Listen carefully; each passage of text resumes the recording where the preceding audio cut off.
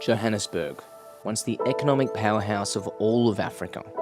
But over the last 20 years, the city has fallen into decay.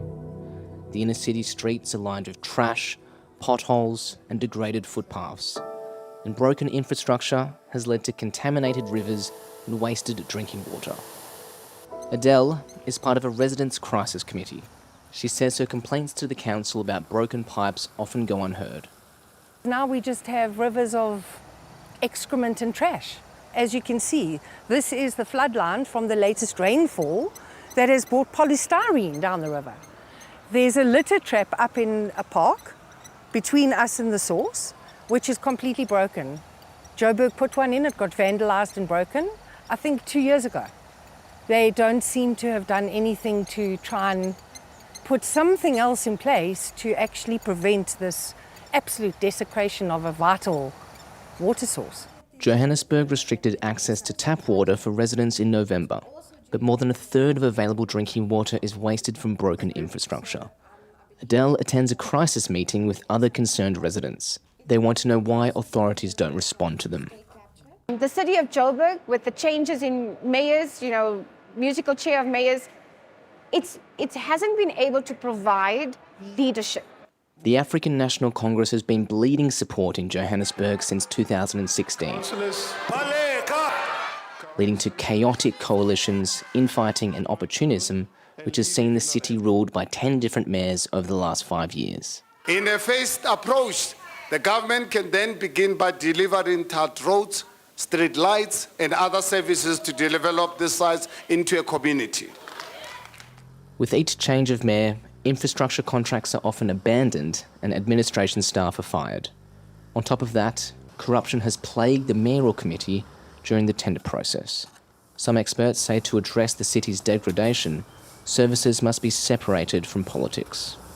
If you've got a power play between political parties because for the appointment of a contractor, in the first instance, that's the main problem that we encounter.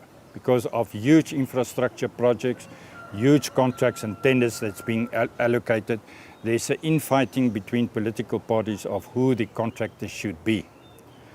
Because of that, delays take place, unskilled contractors are being appointed to perform the functions, and that actually deteriorates infrastructure. In light of the water restrictions, France 24 asked the government why 35% of drinking water is wasted from unrepaired infrastructure.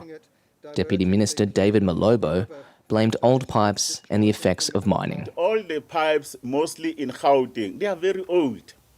And the technology at the time was usually the AC pipes, which is your asbestos. And remember, Gauteng generally was a mining hub. There's a lot of fractures there. There are a lot of sinkholes, and it impacts on the structural integrity of that. The decay of Johannesburg goes beyond broken pipes and sinkholes.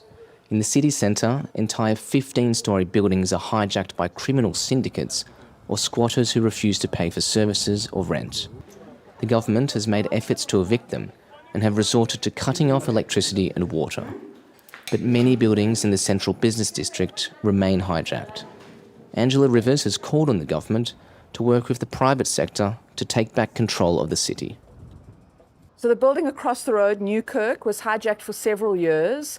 In the year that Mashaba was the mayor, there was a fire in the building and 3 bodies were actually taken from the building that weren't deceased due to the fire. They'd actually been decomposing in the building for quite a while, which we do see in hijacked buildings because they've mainly housed the criminal element. It's a good way to, I suppose, dispose of a body. Remington House was hijacked in 2012 by criminal syndicates. 9 years later, the former mayor, Herman Mashaba, visited the site. What about the right of this mother of us? What's the right of the children, the hair-print children? Don't they have rights in this country? Or maybe the criminal syndicates in this country, they've got more rights, more than law-abiding citizens. It cannot be. But Mashaba had already stepped down as mayor amid political infighting in another transition of power. Many businesses have moved to Sandton, a safer financial district 20 kilometres away, to escape the decay of downtown. But some remain, and are determined to rebuild the historic city centre. Take Shape construction company retook control of Remington House to build affordable student accommodation. It aims to create 200 residences and 6 retail shops on the ground floor.